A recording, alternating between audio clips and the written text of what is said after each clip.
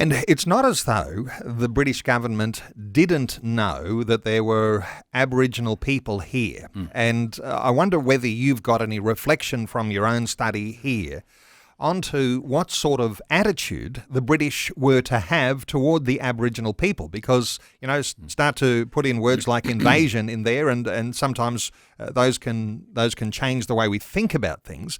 What are your thoughts here for care for Aboriginals? Now, remember the number of people who've been here, let's say 50 explorers, and the work of William Dampier and Cook were all published and read and known. So when they talked about the people being primitive, it was another word to put it was uncivilized in terms of their own category of civilization. So if you're going to invade a country, let's say you're the Roman Empire, you just walk in and sort of slaughter everyone that gave you any trouble. And maybe in the Second World War, the Japanese forces would have done the same, of course. But when the English came, it was a totally different Christian attitude. Let me read something from this letters patent, which is the foundation document for our political and social system. The King writes, "You are to endeavour by every possible means to open an intercourse with the natives and to conciliate their affections, enjoining all our subjects to live in amity and kindness with them. And if any one of our subjects shall wantonly destroy them or give them any unnecessary interruption in the exercise of their several occupations, it is our will and pleasure that you do cause such offenders to be brought to punishment according to the degree of the offence. You will endeavour to procure an account of the natives, inhabitants in the neighbourhood of the intended, and give a report of the state and how we may continue to intercourse with them." There is no suggestion whatsoever of an intention to invade or hurt, but to care for in that letters patent. So as the colonies grew, the government was to identify the needs and to provide for the Aboriginal people. That might have all sorts of things that might come to mind for people now who are thinking about what might happen beyond a voice referendum, the thoughts of treaty, the thoughts of reparations, and those sorts of things where there were bad things that happened to Aboriginal people. Any thoughts here, which is not too long out from news? Yeah, we have a very difficult issue. I mean, I, like everyone else, has been listening to what's happening with this voice issue. We hear originally that it was going to be a sentence in the prologue, we want to acknowledge that Aboriginal people were here. Well, who's going to get upset about that, But it then moves across to we're going to put a whole chapter into the Constitution. And I think, wait a second, our Constitution is based on a principle of the separation of powers between the legislature, the executive, and the courts that goes all the way back to the Magna Carta, where the executive, as is the king, cannot simply decide he's going to declare war or put up taxes. And I remember even watching a movie of Henry VIII, and here he was complaining because he couldn't do what he wanted to.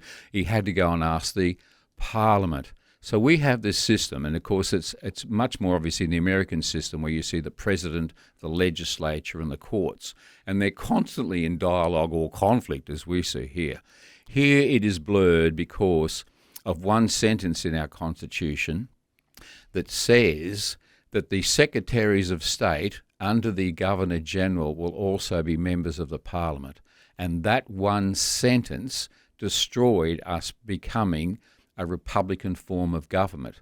So now, of course, we have ministers in the Parliament and we don't realise that they're also Secretaries of State. So we've got this division of power principle. Now, if you come along and you're now going to say there is a body politic that is not elected, that is going to influence the executive and the Parliament, you're putting a whole chapter in the Constitution. You have created a fourth level of government that is not elected. Now, for me, as a political scientist and a politician, this is extremely dangerous stuff, but it gets worse. We might have to continue with what gets worse after the news. We're about to break for news. Our talkback line is open. You can hear, I said earlier, this could be a controversial conversation. Well, we're talking about Australian history and a fresh take from Dr. Christopher Reynolds. His book is called What a Capital Idea, Australia 1770 to 1901. We're back to continue our conversation after Vision National News. Good to have you with us on this Wednesday edition of 2020, and let me say our talkback line is open. You might have your own contribution to make. A great day to ask a question, make a comment, even have a critique for our conversation as we talk about Australian history with our special guest who's qualified in so many ways. We're talking about Australian history, putting it under a microscope today. Our special guest has studied the political, the social, economic forces that shaped Australia's development. His new book has a fresh take on Australian history. It uses original documents, government letters, articles and legislation to reveal some compelling propositions. One of those is that Aboriginal people, along with everyone else, voted for federation. We're talking today about Aboriginal and Torres Strait Islander peoples, their relationship with the early settlers and their voice to the nation. Our guest is Dr. Christopher Reynolds. His new book is called What a Capital Idea, Australia 1770 to 1901. Christopher, I mentioned a number of the areas of your qualification and expertise a little earlier, but one of those that we didn't mention is that you in fact trained in Aboriginal studies at Flinders University, and so you've got a very strong grip on the issues that we're up against when it comes to Australian race, Aboriginal and Torres Strait Islander people, Indigenous, non-Indigenous peoples. Give us your insights here into those connections with the Aboriginal community. Well, as you said, in 1975, I was one of the first students to undertake a new course at Flinders University for my diploma in education called Aboriginal Studies. And so I was fascinated, a city boy, of course, and I was interested to learn more. But I was therefore qualified to teach Aboriginal studies in high schools. Now I went on to become friends with Don Dunstan, and I worked with him on a new project over several years for the Pitjantjatjara people to get land rights. And so they ended up with a piece of land as big as England, and that legislation went through the year after I went off to America. But I was there and foundational in helping the people. I've lived in 5 of the regions of the world.